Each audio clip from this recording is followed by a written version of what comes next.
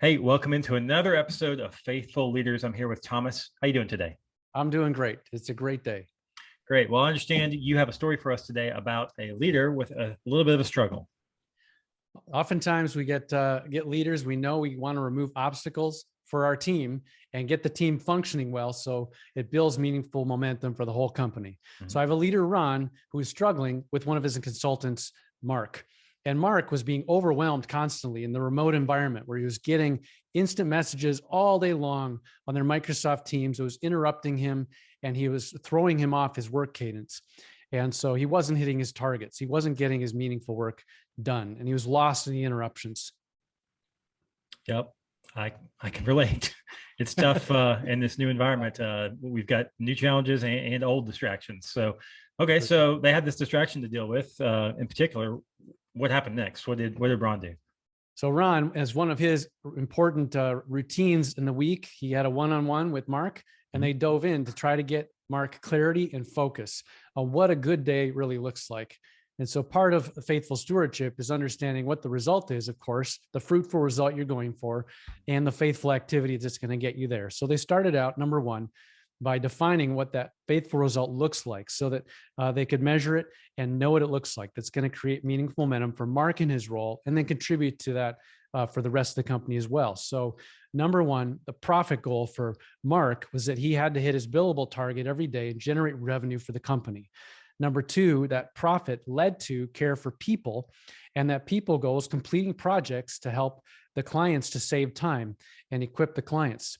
And number three, he wanted to be able to conduct himself in a way that he could have a genuine witness for the gospel, to be generous with his time, have energy left over at the end of the day, and be able to give a reason for the hope that's in him and live according to the company's core principles. So that's purpose. So profit fuels the care for people and God's kingdom purposes and working for that. That's the reality of our stewardship as Christians. And so Ron helped Mark to see that in his role and was able to define those results.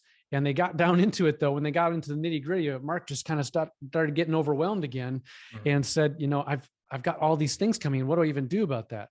So Ron said, "Okay, we're going to stop, create a stop list. Stop taking all these interruptions. Stop responding to everything, and redirect those emails. Start putting them into the meetings that you have set up, and not just responding to everything instantly that comes to your head."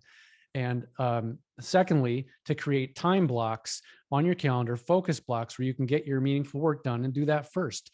Create those sustainable rhythms for yourself in your day so you can hit a good day, the fruitful result you need to hit each and every day. And Good. so that was what they did. Awesome. I love it. Make it a good day. It's kind of a new Yeah. definition there too, right? And I Yeah. do love a good stop list. So I love that angle too. Okay, great. Well, sounds like some good things were put in place. What happened next?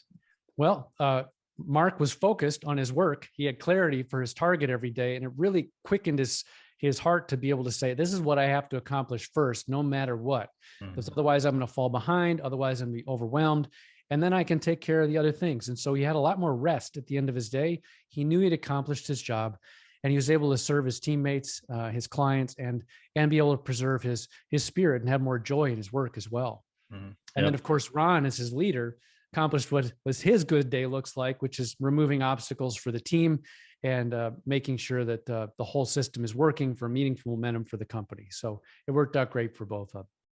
Awesome. Awesome. Well, thanks for sharing another story about a faithful leader. And if they want some more information about meaningful momentum, what would they do?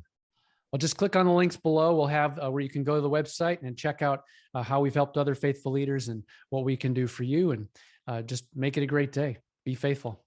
Thanks, Thomas.